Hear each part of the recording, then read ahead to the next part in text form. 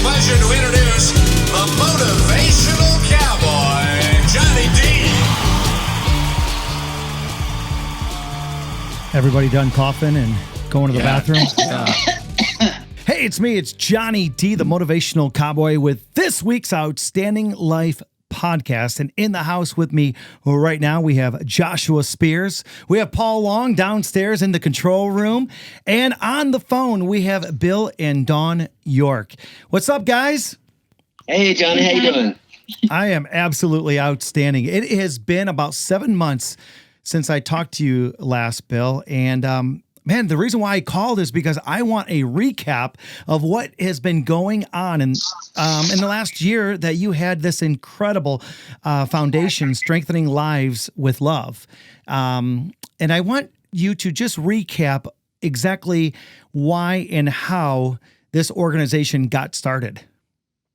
Sure, Johnny. We started back in August of 2018 after we lost our son Joshua to suicide in July of 2018. So the first goal was just to memorialize him with some scholarships at his high school. And we just found that our message was resonating and we wanted to do more. So we created the foundation, Joshua York Legacy Foundation, to educate, to outreach and raise awareness. And hopefully the long run goal is to change mental health accessibility. That is awesome. And you know what's so cool is I just read when we discussed doing the podcast, you just awarded 4 individuals scholarships at the school that he graduated from, totaling like $2,500. Is that correct? That's correct. We were just going to do one, but our fundraising went so well this year that being at the first year and the essays that came back, we just decided that we wanted to do more. My wife had a great idea to attach each one to someone who had passed. So we did it for my son, and the security resource officer that had taken his life last fall at his school. And then unfortunately, when my wife went to that same school, she had 2 friends that also passed through suicide. So we attached all 4 of their names to the scholarships. Bill, it's great to have you back on the podcast, but this is the first time that Dawn, you are on the podcast. Dawn, I got to ask you, what's it like for you to lose a son, but to know that all this great stuff is happening and you've done it in a year's time? Well, I guess it's kind of bittersweet. I feel, although we lost Josh physically to suicide, I still feel close to him. I still feel like he's here. In fact, we just celebrated his birthday. It was the 26th of June. We had a party for him Saturday. I had the mindset and shared my mindset to try to spread it that, this party, Josh is at this party. So, we toasted him. It was his 21st birthday. We sent up a Chinese lantern, memorial lantern. Everybody signed it. It was really very moving and beautiful. And it was the only time that, I got overly emotional. But, I focused on the happy because, he had such an impact on everyone and his life is worth celebrating. Yeah. Dawn, what is, I'm just going to put you on the spot here. What is one of the funniest stories that you remember about Joshua? Because I know you have a bunch of them. I do. Probably the funniest one that I love sharing is when he was in first grade. So he was 5 when he came into my life because his father came, Right. We started dating, although I knew Bill a lot longer. But so he was 5. Then the following year, he was in first grade, and he was having a Christmas party. They were building gingerbread houses, and his mother, Lori, and I both went. So, Josh liked to tell his friends he had 2 moms, and his best friend had 2 moms, 2 lesbian moms, as a couple. So, he and his best friend, he says, you don't have 2 moms. I do. So here we both are at this Christmas party, and I lean in and I'm trying to help him with something. And he looks over and he says, See, I told you I had two moms. I love it. Bill, they say behind every great man that there's a better woman. And it seems like you found your better half, literally. Dawn, Oh, absolutely. yeah, agree. no, and Dawn, I'm sure you agree. But Dawn, how tough is it for you to I know that it probably doesn't take a lot to motivate and inspire Bill, but you sometimes have to pick up the pieces and inspire him. How tough is that for you? Or is Inspiring him? or is it pretty easy to kick him in the butt once in a while? That's always been pretty easy. But honestly, to be fair, I definitely feel that it's easy to inspire him. I'm definitely an idea person. But I think Bill's fortitude is a little stronger than mine.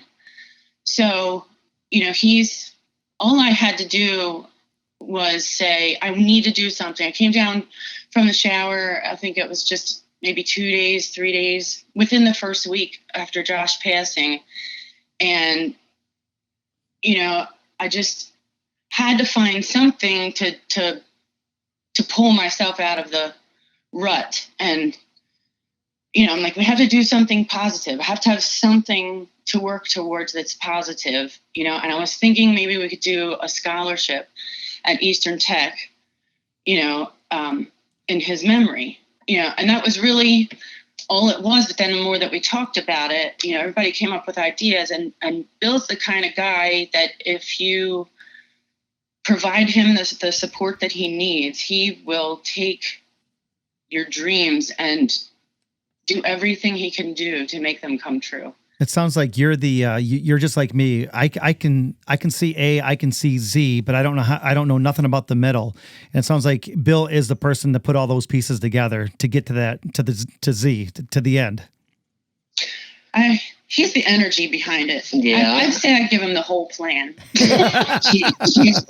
She's the muse. I'm the energy, and Josh, our son's husband, he's the inner workings that really he makes it happen. He makes it happen. He gets the word out and knows how people think. That intimate work, like the web page and the Angel Project that we created last week, that was all him. He is the technical guy. I'm just the guy who runs out and runs in every direction and makes people follow me. Well, I can't thank both of you enough for what you have done. I want to ask, you guys have this, the Suicide Prevention Rocks. Whose idea was it, and how's that going? Bill, I know we talked about it last time you were on the podcast. Yeah, so the idea was, again, all Dawn's. She was looking, she's the analytical mind. She was looking for ways to help our children heal. And I'll let you take it from there. Yeah, I was going to say, Dawn, come on. I want to hear where you got the inspiration from. Well, real quick, just recap for the guests. This is Joshua Spears. Yeah, just recap for the guests. What is Suicide Prevention Rocks? For people who may not know, listeners who may have not heard the last one. Yeah, so Suicide Prevention Rocks is on our Facebook page. It's a subgroup to the page. It is where we paint positive messages on rocks and leave them in the community. And I'll let Dawn tell the backstory, and then I'll tell you where we ended up. Awesome. Well, the simple backstory is we were doing all these things. We were sharing memories, dropping stones in a vase of water, trying to get our kids to talk because our 13-year-old was really having a difficult time even talking and getting past her anger in the situation. So, that was what her crutch became, anger, to get past being emotional. And she just shut down. So this was a way of getting her to talk. And she loves anything art. So one of the things we did once we started getting her talking with the rocks, the dropping just plain stones into a vase, then I thought, why not paint the rocks? She likes, art. So we had painted rocks back, I think, 2017, about 9 months prior to Josh's passing. In the fall, we were down in Ocean City, and they had a rock painting community group thing. It was free, but it was at the Ocean City Art League. So they had some experience with that, and I just thought, why not make the rocks about Josh and about positive messages to make a difference in someone's life, to memorialize him, to talk about him while we're painting and that kind of thing. So it was a hit. I mean, it really worked for the kids, and I found all of these exercises helped both Bill and myself as well. So it was another one of those moments. I was probably in the shower again, who knows? But I came out and I'm like, I want to create a group and on the Facebook page, and I want to make it for painting rocks and sharing those painted rocks, whether they're memorial rocks, they're just positive. They say, you matter. And also there was the ellipsis. I wanted to make part of that as well, because I don't know if Bill shared that story with you or not, but as we were all coming together and trying to heal, everybody was talking about the semicolon tattoo, getting a semicolon tattoo, for the semicolon project. Your story isn't over yet. So, I was talking to one of Josh's close friends, Andrew, and he was saying he wanted to get a semicolon. And I thought, it's a really nice idea, but I don't feel that the semicolon works for us because, Josh's life story is over, and that of course made me cry just saying those words. But then I thought, but we're continuing it, we're continuing it through what we're trying to do, and it was a commit. And so I thought, that's an ellipsis. That's for all the things that were unsaid, because an ellipsis is used, that's the 3 dots. Yep. Like 3 periods in a row. So what that's used for is words that are omitted, that are left out, to be continued at the end of, a trailing statement.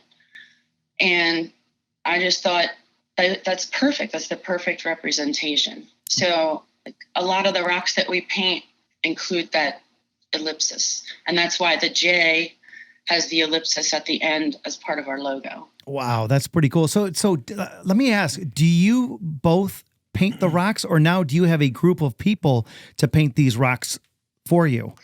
I'll let Bill answer that one. So, Johnny, when the last time we talked, I think we had about 4,000 people in our group in probably about 26 states across the U.S. and a number of countries outside the U.S. In the last 6-7 months, we've added 8,000 members. About 10,000 of those are in the U.S. and every single state. We're now up to 57 countries outside the U.S. On every populated continent. And all of those people have joined us to paint rocks for suicide prevention and put them out in their own communities.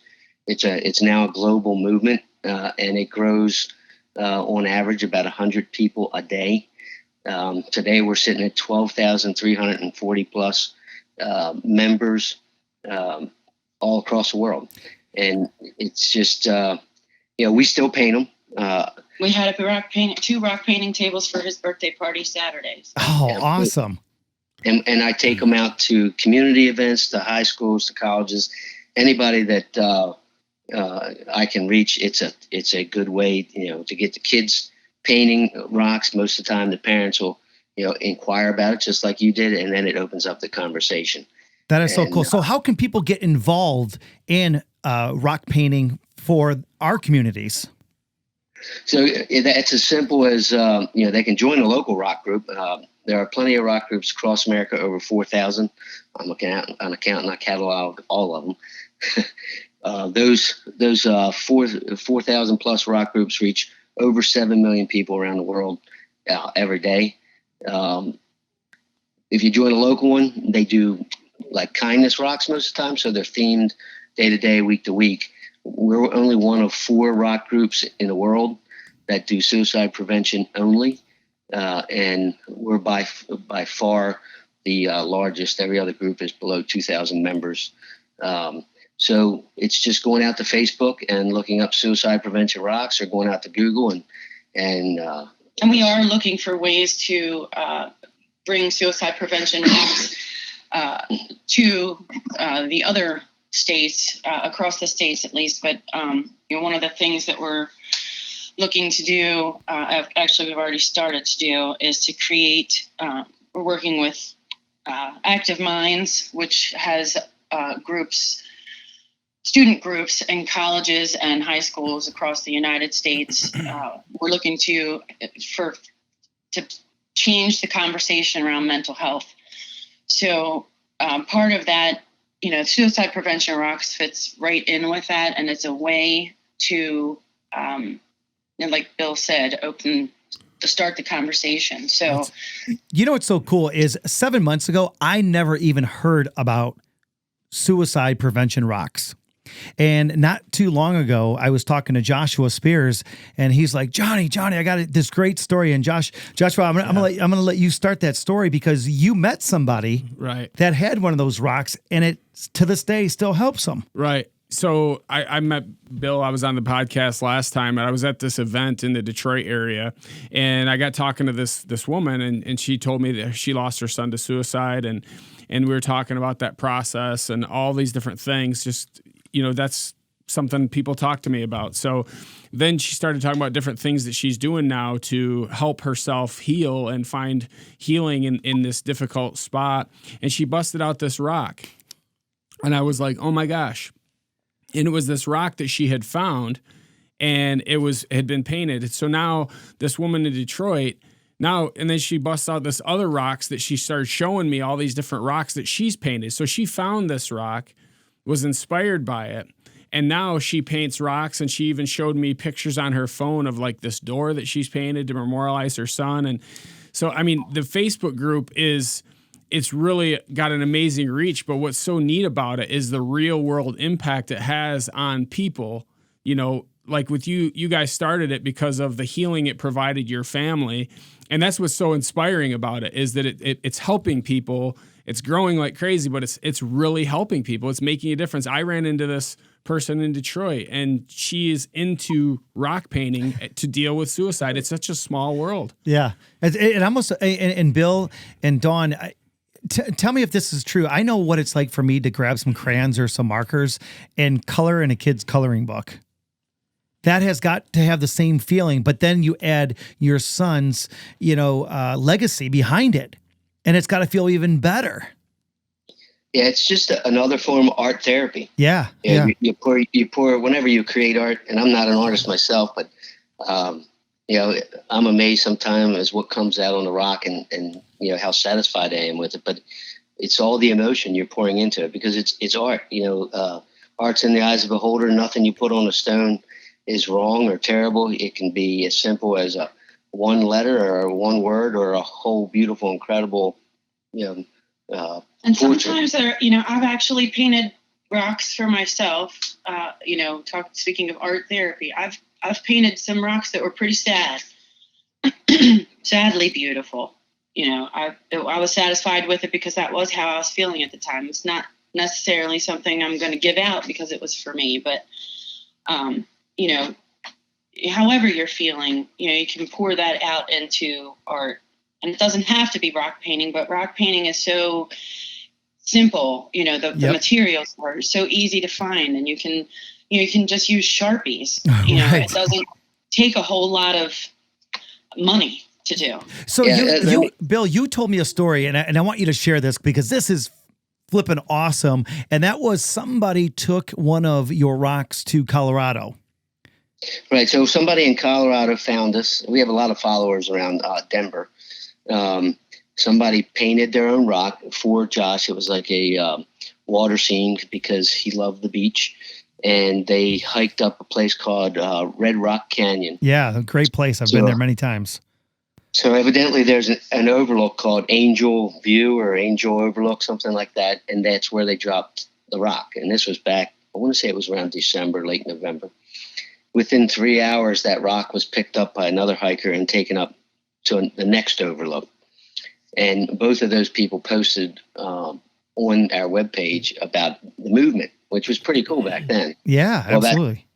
About 2 weeks ago, that rock showed up again. Somebody hiked up that trail, found the rock, and they're from Florida. So they posted that they were taking it back to Florida to pass it on. Man, that is so sweet. Something else that you guys have done since the last time we spoke was, Joshua, you went down there and you spoke to a bunch of schools down there and talked about suicide prevention. Over 5,000 kids, correct? Yep. Tell us what that was like. Well, obviously, Bill's organization has a lot of influence in that area, and they brought me down there, and we had 8 presentations in the course of 4 days in front of, as Bill said, 5,000 people. Yeah. And it was really an amazing opportunity to share, to really about opening up the lines of communication and helping people realize that they're not alone.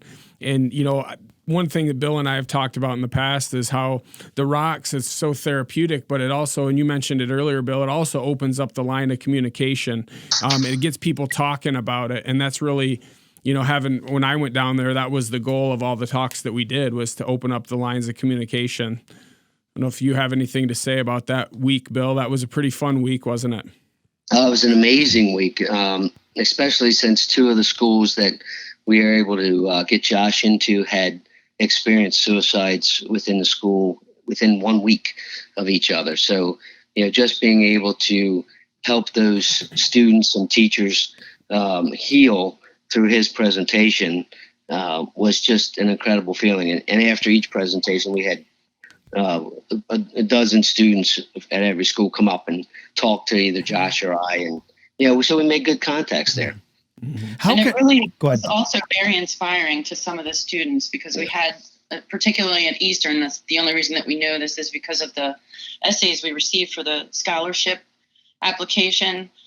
Some of the stories in there, how Josh's presentation helped to motivate them to do, things in their own way to reach out to others and be more accepting. It was really amazing. Yeah. So, Josh and I talk about this all the time. You just never know how what you do is going to impact somebody and affect the future. And that week was a real high. And it was, it was probably the largest thing at that point that we had done as a foundation.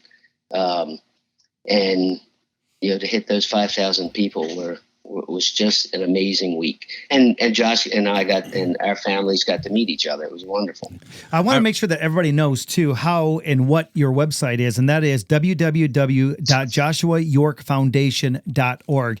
And I encourage everybody to get involved and even make a donation, and we're going to get into that and how people can donate and get involved. Yeah, so you can actually go out to the website now. We have a volunteer form that people can fill in. We just kicked off an angel roll call. Josh, the other founder, put this together, and it's to memorialize those that we've lost. We hope to, much like the collection of names of Vietnam War Memorial or 9/11, is to collect those names and at some point in the future create a national memorial, probably 5 or 10 years from now. But, and we want to create a memorial somewhere in the U.S. that, remembers all of them. Yeah, absolutely. All those family, some place that you can come and realize, you're not alone. We're not alone. We're in this together, and it's going to take all of us to change it. Absolutely. And the cool thing is too, you have raised over $40,000 in just about 10 months. Isn't that correct? That's correct. Plus we had, Google gave us a $120,000 ad grant. So it's been an amazing first year in every way. And now we have a monthly fundraiser event that occurs on a regular basis. It helps us generate a sustainable income so we can start planning as opposed to just going month to month. Listen, I want you to talk about that too, because it's the drag show, and that is something that if that's what you're talking about, right? Yes. Okay. Mm-hmm. So I follow you guys, and I have to say that if I'm having one of those days and I'm sitting around and one of those videos pop up or a live feed pops up, I instantly get in a great mood. I mean, those shows seem so much fun. And now my daughter follows you guys, and that is something that she loves to go to, the drag bingo and stuff like that. Talk a little bit about that and how it even started. So, it all started back in the fall when I was just trying to get started. I had a meeting at Points South Latin in Baltimore, which is a restaurant, and with AFSP and some other folks. And as we're sitting there, I overheard the maitre d' talking about doing fundraisers for BARK, which is an animal rescue of Baltimore City. And so I walked over and said, hey, I heard you having this conversation.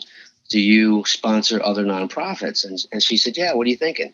So I told her, and she's like, let's pick a date. So we picked a date. I want to say that was in April, the first one. And Josh put it up on the internet, just advertising. It was free tickets that time, and it was just to try to raise a little bit of money. Point South Latin was gracious enough to give us 10% of the proceeds of the night. And it ended up, there was about 140 seats available. We had 160 people actually ask for free tickets before we had to cut it off, and had over 2,000 people wanting to come, over 2,000 with no space to put them. That's crazy. By the time we walked into this place, I went up to the owner and I said, hey, look, we got over 2,000 people that want to come. How about giving us another date? Well, we're thinking about Mother's Day. So we set up a Mother's Day brunch for dinner for mothers, sold that thing out. And when we went into that one, I said, hey, we got this other date in June that you gave us. How about you give us a date every single month, because we can fill it. And they were like, we love what you're doing. We love the impact you're having. We love supporting you. You got it. And so it's been this great relationship of just helping each other out and raising fantastic amounts of money for the foundation. That's pretty cool. So let me ask you this. The people that are listening, if they have these kind of shows in their communities, 'cause I know we do here in Detroit, can they go ahead and have a drag show or a drag bingo and then give the proceeds to your organization?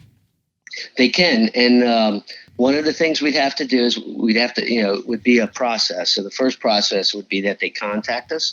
The next thing we would have to do, if they were going to do it specifically for us, with us being represented in any way there, is for us to just file a certificate of authority in the state allowing us to fundraise.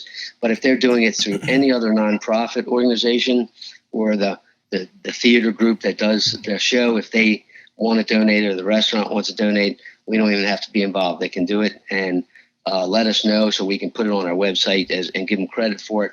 And then they can make the donation to us. Awesome. Hey, Bill, you've talked a lot. We got a lot of awesome stuff about all the fundraising, and you guys your organization has been growing exponentially. And I'm sure there's a lot of people in nonprofits who are listening, thinking, man, I wish mine grew that fast. But just to kind of circle back with the whole suicide prevention piece, maybe just take a minute and, we've heard about your son and what drives you, but the mission of your organization and then some of the things that you have coming up that you're doing to strengthen lives with love and, open the lines of communication, and just some of your plans. So if we have listeners who are considering donating and they want to participate with you financially, they can see where you're going with what you have. Sure, absolutely. So our mission statement is pretty simple and straightforward. It's to increase suicide awareness and prevention through outreach, education, and healthcare improvement, mental health care accessibility. So,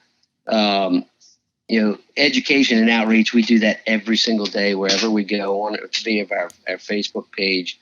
We're out there having the conversations. As a matter of fact, I was telling Johnny yesterday, I provided a little information at a wake after a funeral for someone who had lost their son 2 weeks ago. Bill, go ahead and tell that story. I mean, just go ahead. I mean, let's just stop there because it is a pretty awesome story that you literally stop what you're doing. Yeah. So most people, but I used to, I'm a CPA. I used to work for the federal government, Department of the Army after I retired from the Air Force as an accountant. And I was working a lot of overtime when Josh passed. So I had a lot of time saved up and I took that time off. But as I tried to go back to work, I found it impossible to find purpose to doing accounting. So I actually quit my federal job about 9 months before I was eligible for vesting in my retirement with the government. I took a job teaching Baltimore City high school to students, junior ROTC, which has been wonderful for me because I'm getting to mentor young and in many ways troubled youth. About 2 weeks ago, I got a call about 7:00 at night from one of my students who proceeded to tell me that his older brother, 32 years old, took his life, and him and his mother were the first responders. So, yeah, we had just finished up dinner, and Dawn will tell you, I walked in, I'm like, I got to go, babe. And, she says, what's going on? And I told her, and so she helped me gather some things, some information, and I drove about 35 minutes over to his house and sat with him and his sister for probably an hour and a half, 2 hours, and talked about the challenges that they had ahead, gave him some information. Maryland's got this wonderful pro bono counseling service that Dawn was able to connect with. And so I gave them information on that and encouraged them to seek mental health care, because those two, being the first responders that are at a higher risk in the near future. And as I was leaving, he said, if you can, could you come to the funeral? I said, John, I'll do anything I can for you, for your family. That's why I do what I do. And so, they got back to me, gave me the date and the location. And then yesterday morning, about an hour and a half, 2 hours before I was headed out to the event, the father called me and just asked if I would talk about the foundation and talk about what we're doing, and give some words in honor of his son. So that's what I did.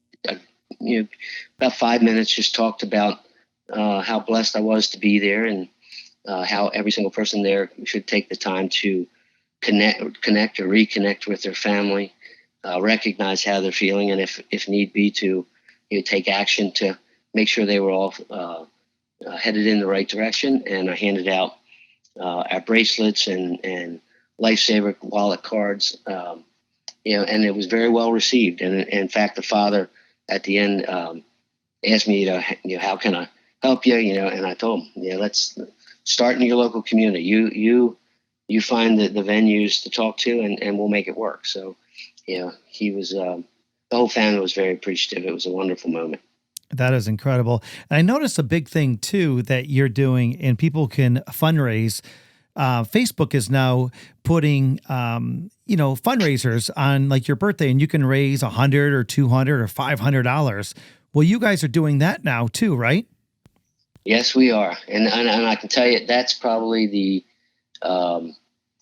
second most viable fundraiser for us recently, because, it's a personal call to action from individuals, some that we know, some that we've never met before, and they're dedicating their birthday wish to help prevent suicide, and asking friends and family, their Facebook connections, to assist them in that. And whether it's $100 or $500 or $1,000 in nonprofit work, every dollar is critical. And for us, it's super critical because we have programs that are just waiting to be rolled out, and we just don't have the funds to make that happen yet. So it's really critical, and it's been a wonderful, wonderful way to raise money. So they can go to your website directly. You also have a P.O. box, correct? Correct. Go ahead. P.O. Box 66, and that's on the website. Okay, perfect.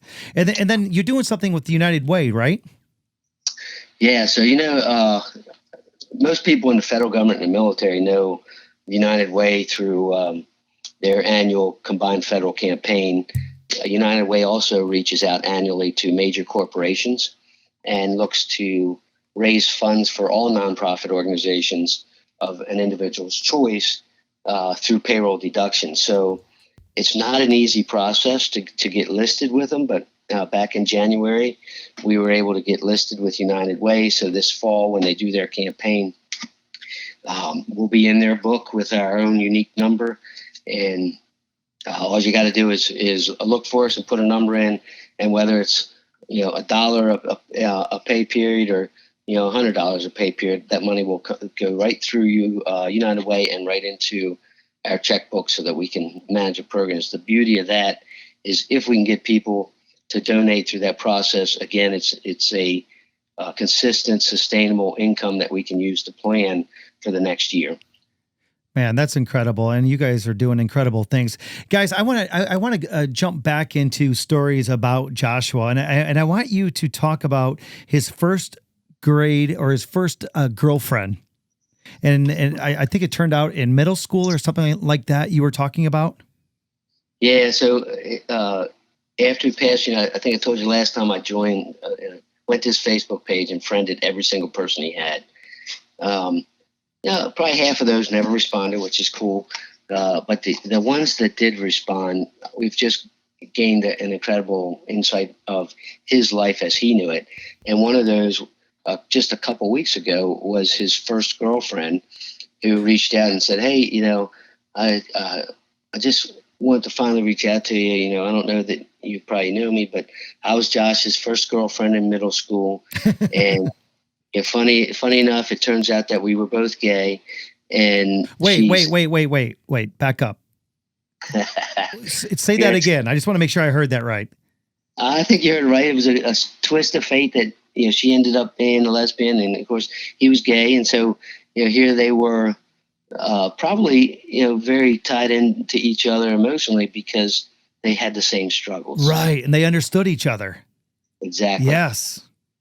So she ended up, she graduated this past year. She's working healthcare administration, and she is working towards her PhD in clinical mental health, and has indicated that she wants to help us for the foreseeable future any way she can. Oh man. Hey guys, I also know this is kind of a funny story, but it sounds like Joshua is just a fun guy. Talk about him signing Colleen's crack. You already did. So Colleen, another middle school friend who reached out to me and got me into a local college, both with the Suicide Prevention Rocks and as a speaker. She's a senior next year, up and coming senior. So when they were in middle school, at the end of their middle school, they all got their yearbooks, and we were passing around, and Josh came up to her and giggling, saying, "Hey, Colleen, I signed your crack." And she's like, "Huh?" And he says, look. So she opened up her book and he had signed down the crack of the spine of the book in small letters. Oh my God, that is so funny. Oh, so, getting back to, being able to fundraise and stuff like that, what are some of the other ways that you guys are looking to fundraise? Excuse me. So part of the angel roll call, if someone goes on there and they want to donate, that opportunity does come up, but it is free. I want to make that clear for anybody to upload a picture and a brief bio on a lost loved one. Okay, that's pretty cool. Now, are you going to start having other chapters around the country? We are looking for a pro bono lawyer currently. Nonprofit lawyer, but pro bono preferably, or at least a deep discount, to help us draw up the chapter charters. We have people in 5 or 6 different states now that are, basically ask us as frequently as they contact us that they would like to open up a chapter and do our work. As a matter of fact, we brought in Ann Camacho, who's in California. She has been a mainstay with us since day one for Suicide Prevention Rocks, and she is a admin for the group, very active. And we'd like to get one started out where she's at, outside of San Francisco, Stockton area. So it's just a matter of expanding. And Dawn has done put a lot of work into what those chapters, what we want them to look like. So I'll let her talk for a little bit. Well, basically, they would be a reflection of the original, of what we're doing now. Mirroring the fundraiser, scholarship, education, outreach, mental health accessibility. One of the main things that we want to do is try to mirror the pro bono counseling project that's here in Maryland, to make mental health care accessible to anyone and everyone who needs it. It's a really strong model. They've been around for, I think, 20 years. they're, are very successful. Everyone that we talk to in the area, about that like mental health care clinicians, everyone already belongs to it. They've got over 700 active patients, I guess you could call them. But they're actually patients of the pro bono clinicians, which are all over the place. And so they do like an interview process to match you up with the right provider. And, if you have any difficulty talking to them, they can also switch you around. So, and it is a clinician who does that intake process, that interview to match you up with the right person. If you have difficulty with travel, getting to them, they provide travel as well. So, basically it was amazing. Josh, actually, Josh's husband, Josh, our son-in-law, is the one who made this contact and got us hooked up, because this is my avenue. So, in talking to them, I just shared our story and why we started everything and how we took Josh's life and wanted to, our mission is based on Josh's life and his struggles with mental health. So, where were the gaps and how can we fill them? So one of them was travel, when he was at college, trying to find someone that fit, a good fit, someone he would feel comfortable talking to. And then he had to take an Uber ride just to get there, 20 minutes each way. So, a lot of things we don't really think about that are much more difficult for students or for people who don't have insurance or, don't want, like people in the military who don't want to go through the military for mental health services because of the stigma that is attached and, the danger that provides to their jobs and stuff like that. So let me tell you, Johnny, one of the things that Dawn found out is Maryland is the only state that we believe, based on what they told us, that has a nonprofit pro bono counseling for mental health. So wow. They have the model. That works. They have the model. It's been working for 20, 25 years, and nobody else has been picking up on it. And, of course, they're busy giving the services. So we're partnering with them. We want to help them take their model and try to duplicate that in other states. That's the biggest thing we want to do with the charters. Bill and Dawn, that's an amazing program that you're talking about, and the mental health accessibility. Just for the listeners who may not be so to speak up to speed on those challenges that people have, as far as, because what you're talking about is basically Maryland has cracked the code to give people free mental health care and making it more accessible. Talk to people who may not know much about suicide prevention or mental health about what the challenges are for quote unquote normal people with mental health issues and what your organization, this is a key element of what you guys are working on. Just what are some of the challenges that people who aren't educated in this field might not know? Well, I would tell you, first of all, it's just that there's help out there. Until you get hit with a loss, you really aren't, nobody's looking at it because the conversation is not public. So that's the first thing we want to do, is change that conversation to public so that we have less suicides, because people realize there's mental health care available to them and seek it out. And the second part is there's such a stigma with receiving mental health care that people avoid it. They don't want to talk to a counselor because of the stigma. Well, I'm here to tell you, 64 million Americans every year experience some form, whether it's temporary or permanent, of mental health issues every single year.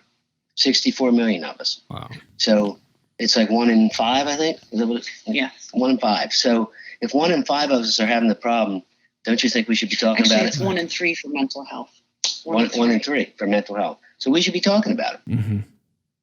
Well, one thing you normalize the conversation. Well, there's that old thinking, and I'd love to hear your thoughts for our guests, because I was having a conversation recently about suicide with someone else, and they said, I disagree with them, but they said, well, I think that they should just not talk about suicide. And then, because once people talk about it, then more people do it, because then they glamorize it. And we obviously know that's not true, but what's your comeback to that argument that some people make?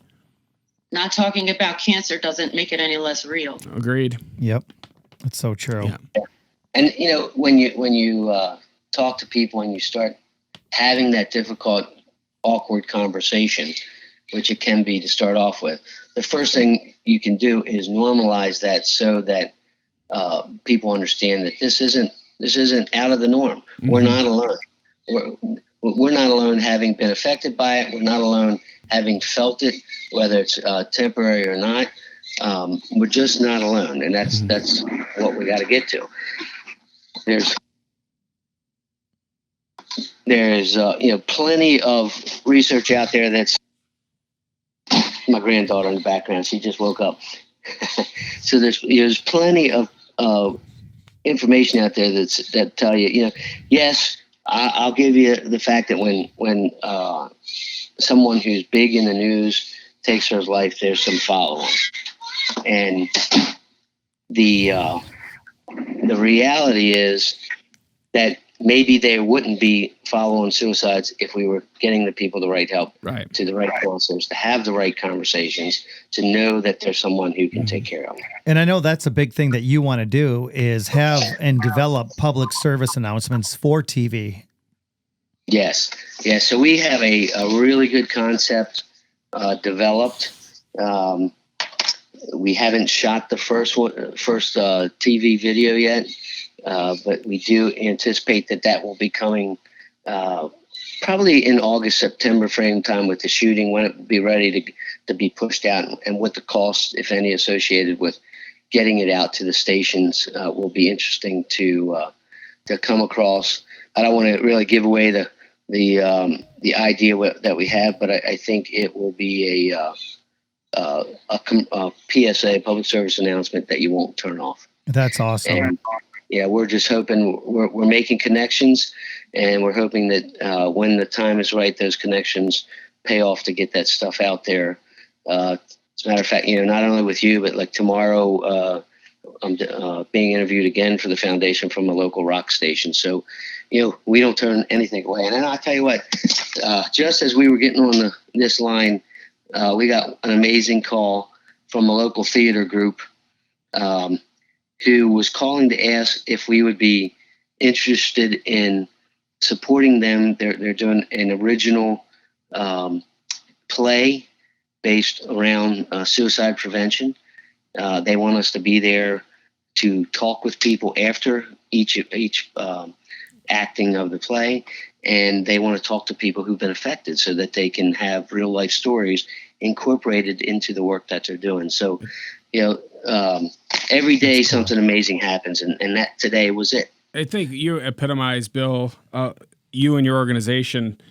If you get moving in the direction, you're going to find all kinds of people. He was touched. He was moved because he thought, he did not know that conversation that day had meant so much to J3, to his roommate. And, here he is still, through the same incident, strengthening lives with love. Yeah, I love it. And Bill, Dawn, I know that you sent something home for me through Joshua Spears. And I just want to thank you for it, because it is hanging in my man cave, and that is the picture of your son with the wings. And I just want to say thank you for that. So it's right in the center of all my stuff, and I see him every time I walk out to the man cave. So I just want to say thank you for that gift. We are coming up to literally an hour, and I want you guys to just take a minute to basically say whatever you want, to recap maybe something we didn't talk about. You guys have the next couple minutes. So let me first start by saying, Johnny, thank you for telling us that. Having an opportunity to have a forum like your podcast is very unique, and the fact that you do it for free because you want to help people shows what kind of character you have. And obviously, in that last story that Dawn was talking about, very emotional because it's fresh and raw. But, she said I was stubborn. He was stubborn in a positive way. Mm-hmm. And, he was always trying to be the underdog and look out for those who needed somebody to look out for them. That's just the kind of person he was. So that's, when we talk about continuing his story through our foundation, he was always trying to make a difference. That's what we have to live up to. So, Yeah. it's a tall order. You have both big shoes to fill, correct? We do. Absolutely. I love it. I love it. No, that's great. And just real quick, guys, go through the website and how they can follow you on Facebook and everything else. Sure. Facebook, Suicide Prevention Rocks Group. Search on the group. The Joshua York Legacy Foundation on Facebook. When we switched it to the internet, we're trying to shorten the internet, the language, so it's just joshuayorkfoundation.org. If you work for the federal government, if you work for the military, please consider supporting us through United Way this year. The difference you could make in somebody's life is really incredible. Help spread the word, through the rocks. Try it yourself if you've never had it. It's very therapeutic. Our 11-year-old painted like 30 rocks in 2 weeks before she went to her grandparents' house. And they're absolutely beautiful. It's just things that we do. If you know of anybody who is either getting rid of a drivable RV, or if you're out there and you work for someone who would like to donate one, we want to get to a point where we can have an RV and take suicide prevention rocks on the road throughout the United States. That's one of my goals by this time next year, is to have found that right combination to make that work. Guys, let's just talk about the rocks. Just one more second. I just want to make sure I understand this right, because so first of all, where do you literally just pick up a rock, paint it, and then you leave it somewhere? You can pick them up anywhere as long as they're not on somebody else's property. So you can't steal them. So yeah, right. so you pick up a rock and then you literally just set it somewhere and let somebody pick it up? Yep. That's awesome. Okay, cool. We usually do on the backs of ours put like hashtag JYLF or Suicide Prevention Rocks. Okay, cool. Facebook, but it's not necessary. What's necessary is getting the word out, getting the spreading And the message. positive message.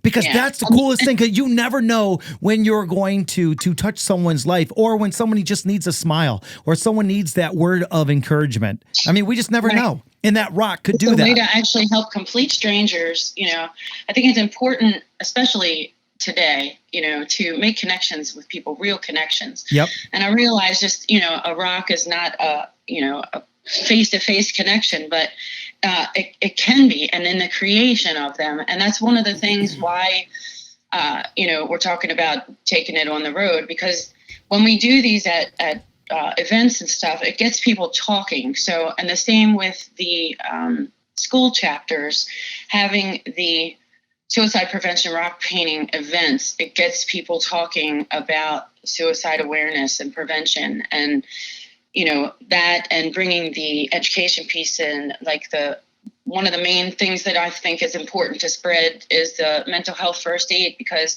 while many people are aware of suicide and would love to stop it, they don't necessarily know what to say or how to assess someone's situation and how serious they might be. All of those things. There is research, there is training available, and we'd like to make that accessible, the training more accessible as well. I can't thank both of you enough. And I know Joshua Spears, do you want to have any last minute comments before we wrap things up? Yeah, just real quick. With what I do and a lot of the conversations I have with a lot of different people, I run into a lot of folks who have been through similar situations. As far as we can all say, oh, I understand, but they really don't. And I see a lot of people handle that difficult, trying, life-changing situation in so many different ways. In a lot of cases, they're bitter. A lot of cases, they're angry. And I'm sure all those emotions are things that you two have felt. But the way that you guys have taken all of that energy and you've taken it and you've formulated into a foundation and a mission to really get the word out there about something that so many people are struggling with, and they're afraid to talk about it. And because of the pain that you've gone through, but not just the pain that you've gone through, but how you've chosen to handle it, it's so inspiring. And it makes me also think of all the things that we think in our lives that are so difficult, and how much more difficult what you're going through is, and how I think anybody at any stage of life can listen to your story and be inspired, not only with suicide prevention, but with whatever they're going through in their life, because you guys have taken this very tragic thing, and it's tragic, and you have turned it into a vehicle to help millions of other people avoid that same pain. And I just want to say bravo to both of you. And I'm glad I know both of you. And I'm so inspired by the work you do, and just want to encourage you to keep it up. That's awesome. Thank you, Joshua. Paul, you're downstairs. Do you have any last minute closing comments? I think I really like just the open forum communication that we have with this. Just having, just by talking about this so openly, we break that stigma that society has. And I just want to say to like anybody that's listening to, like, talk about it. If you need help, be open about it. Nobody's going to shun you. Nobody's going to be that way against you for that. And reach out. We're here for you. They want to help you. Bill, Dawn, anything before I wrap this up? I just want to say thank you. And, all the things that Josh just said about us, I think they apply to all of you as well. I mean, I admire what you're doing. I really appreciate the opportunity to speak on this topic, and it's been an honor to meet you. Do you know what's so cool, guys? And I say this with passion and enthusiasm. Your son is still changing people's lives to this day. I never met your son. I met just you guys not even a year ago, and I've never physically even met you, but I feel like I know you. I feel like I know your son. I feel like I love your son like everybody else. Your son seems like the kind of person when he was on this earth that you were an instant friend of his as soon as you met him. And I love that. And both of you are exactly why the Outstanding Life podcast exists, because you have something to say and you just want to help. And I just want to say, Bill, Dawn, York, thank you so much, because you are strengthening lives with love. And thank you again just for being on the show. And I cannot wait for another 7 months to go by. And you guys are on the show again. And you not only doubled, but you quadrupled. And you just made this such a big deal. And I just want to say thank you. I thank you. And again, I encourage everybody to reach out, because what they're doing, they are making a difference. I love you both. It has been amazing. Thank you. This is Johnny D, the Motivational Cowboy, with another episode of the Outstanding Life podcast. And I just want to make sure that everybody knows that you can choose a platform to listen now on Apple Podcasts, Stitcher, Spotify, YouTube, SoundCloud, and Player FM. You can also make a donation to the podcast on my PayPal, which you can go to right at motivationalcowboy.com. And you can also now support on Patreon. Again, this is Johnny D, the Motivational Cowboy, telling all of you, be safe, have fun, and have yourselves an outstanding day. We'll see you next time on the Outstanding Life podcast.